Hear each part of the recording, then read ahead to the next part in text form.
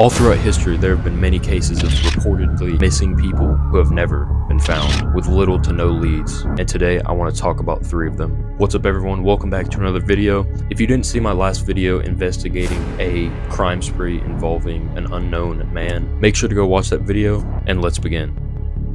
In July of 2014, 28-year-old Lars Midank was on a trip with his friends in Bulgaria. He ended up getting into a fight with one of his friends, which left his eardrum damaged, so his flight home was delayed because the elevation would damage his ear even more, so his friends ended up leaving without him. Because of this delay, Lars decided to stay in a hotel room while he recovered. One day in the hotel room, a phone call came from his room where he was calling his mother, Sandra Midank. He sounded panicked and worried, telling his mother to cancel all of his bank cards. He also told her that he was being followed by 4 men who were trying to kill him. CCTV footage from the hotel reportedly caught Lars pacing up and down the halls, looking out windows and occasionally hiding in elevators. His mom must have been absolutely frightened, but she was relieved because the next day he called her again to let her know that he had arrived at the airport and would soon be taking off. Although his mother was unaware this would be the last time she would be hearing from him.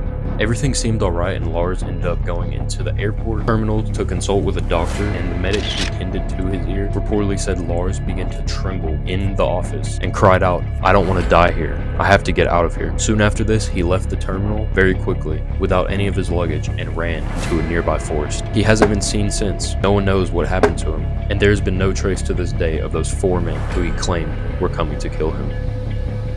In 2004, 21-year-old Mara Murray was living on her college campus in Massachusetts where she had been taking classes as a nursing student. On February 9th, she decided to leave town for a week. But before leaving, she made a call to some sort of vacation accommodation in Vermont, as well as a condo rental in Bartlett, New Hampshire, and a hotel in Stowe, Vermont. But she never actually went through with any reservations. To let others know that she was leaving, she emailed her work supervisor saying she would be out of town for a week due to a death in the family.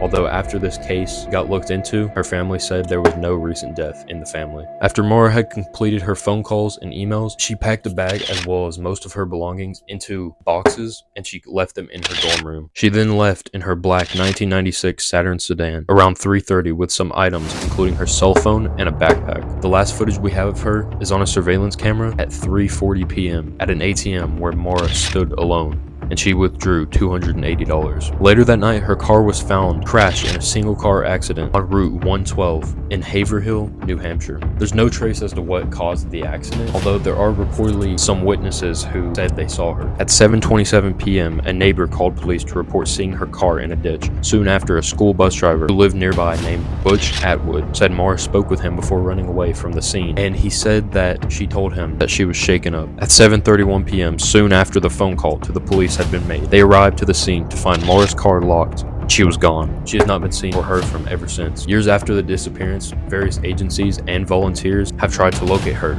with no success. A national group called Let's Bring Them Home is offering a $75,000 reward on this case.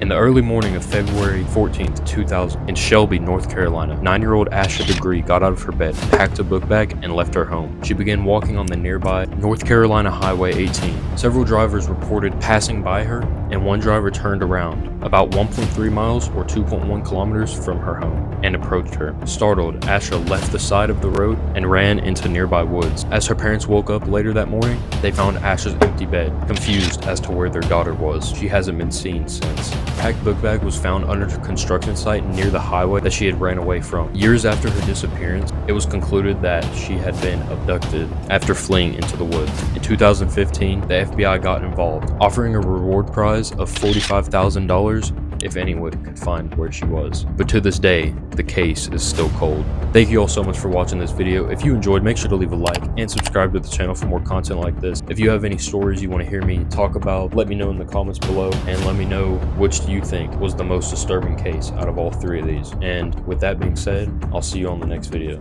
Thanks for watching.